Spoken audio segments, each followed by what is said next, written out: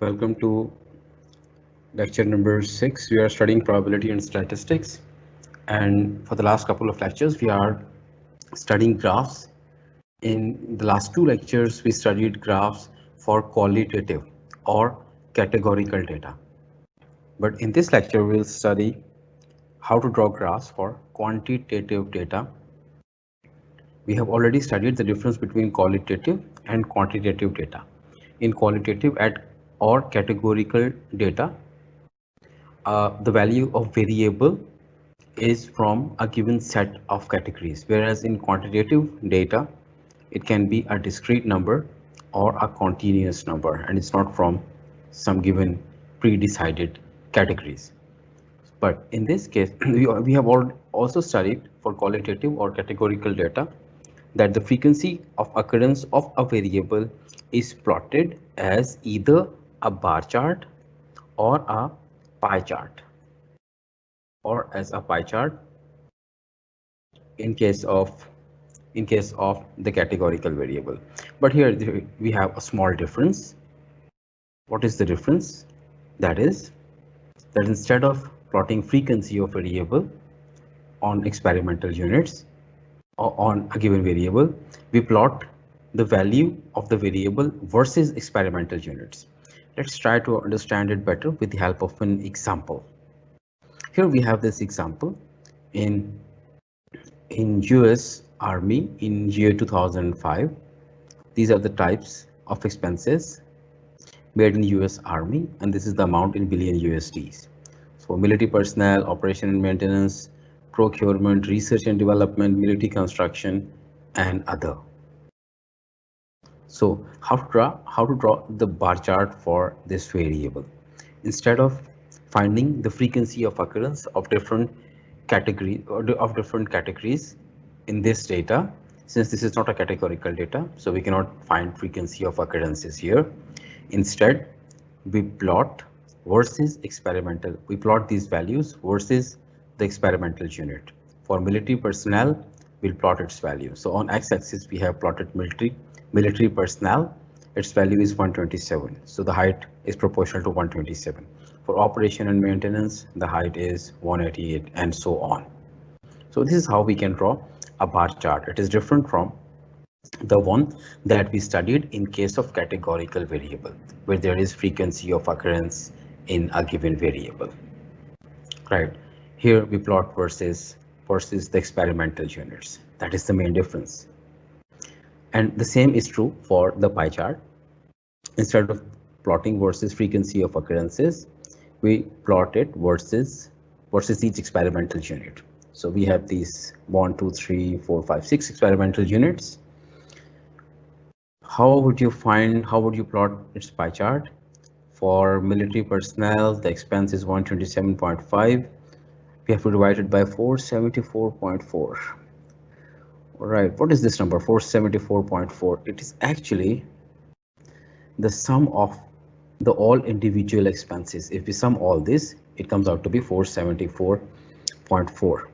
So we divide each expense by the sum, and we multiplied that by 360 degrees to find the number of degrees which are proportional to, which is equal to the slice, so the area of slice that will correspond to this particular experimental unit.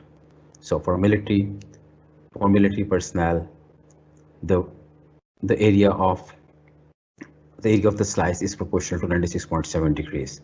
For operation and maintenance, it would be 142.7 degrees, and so on. So how would you plot its pie chart? Of course, we'll start from 0, and we can either move clockwise or counterclockwise. So we'll start from 0, and the first line we'll place at 0 plus 96.7. It is 96.7. This is what we have done on the next page. We have started from 0 degrees, and the first line we have placed is at 96.7 degrees, and this sector or this slice is proportional to the military personnel, the expense on military personnel. The second line will be drawn by adding 142.7 in 96.7. This comes out to be 239.4. So the next line should be at 239.4 degrees, and this slice corresponds to operation and maintenance. And once that we have done that, we'll add 62.4 into 39, giving us 302 degrees. So the next line will be placed at 302 degrees, and this slice will be proportional to procurement. And the next line will be placed at 302 plus 49.9. This is approximately 352. So the next line will be placed at 352, this line, and this slice will be proportional to R&D, and so on. And the next is at 356 degrees, this line, and this slice corresponds to military construction, and this final slice, this one, is it corresponds to the other expenses. So we can start from 0, we can start from 90 degrees, from 180 degrees, or 270 degrees, and we can either move clockwise and counterclockwise, or we can move clockwise. So here we have drawn this pie chart by starting from 0 and moving counterclockwise, right? And we have drawn these lines, and we have just studied how to draw these lines, and each slice or sector corresponds to one of these six types of expenses built in US Army. This is the first part of this lecture. In the next part, we'll perform or we'll solve the same example using Minitab. So the next is Minitab demo. Where is Minitab? This is. So I have already typed the data: military personnel, operational maintenance, procurement, all this is there. So what you have to do is you have to select graph. First we'll plot bar chart. So select bar chart, and instead of counting of unique values, we'll select values from a table. If it is a categorical data, we select this unique values, but since it is not categorical, it is quantitative data, therefore we'll select value from table, and then we'll press OK. And now we have to give two different variables to this bar chart. One on the x-axis, that are categories, and the other on the y-axis, the graph variables or the values. So in graph variables, or the quantity that we want to be plotted on y-axis, we'll click on amount, the second column, this one, select. And for categorical variable, this is the quantity that we want to plot on x-axis. Of course, that is type of expense: military personnel, operation, maintenance, procurement, etc. We'll select that, and then we'll press OK to get this bar chart. So this bar chart, on the x-axis we have these experimental units, on y-axis we have corresponding expense, right? So this is how we can draw bar chart for quantitative variable,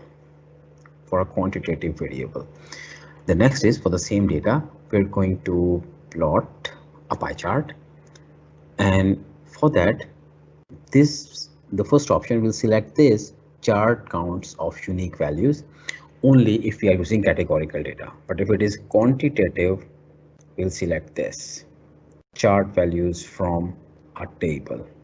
And what value should be given to categorical? Categorical means the value that we want to be plotted on x-axis, that is this type of expenses. So we'll select type of expenses for categorical variables, and amount in billion USDs, we'll select that for y-axis, and not y-axis, for slices. So the width of the slices, or the area of the slices, is proportional to this, and these are the categories, or experimental units will be plotted as categories, right? So this is how we have done this. Military personnel, this blue, this is 127.5. So operation and maintenance is of course larger than military personnel, the expense on military personnel, so therefore its area is larger. So we can have this, we can make this graph more elaborative or illustrative by adding some items. For example, we have to select that, add item, slice label, and we can select either category name or percent or frequency. Frequency means the value. So this is how we can do that.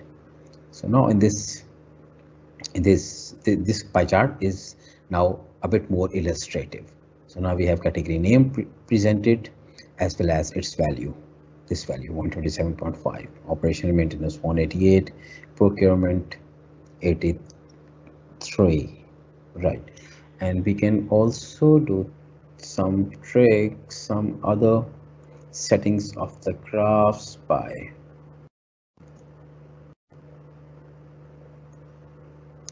using by starting angle, right? This one, starting angle. Right now, the starting angle is 90 degrees. So it has started plotting from here. This is plus 90 degrees. And it has started moving clockwise, but we have started moving counterclockwise. So it has started being plotted. The software has started plotting this from at 90 degrees, and then it has moved, and it started moving in clockwise direction. And we can also start from 0 degrees. See what happens here. Now it starts from 0 degrees, but it moves in clockwise direction. So we can do that. We can start it from 0 degrees or from 90 degrees or 270 degrees, 180 degrees, or from 270 degrees.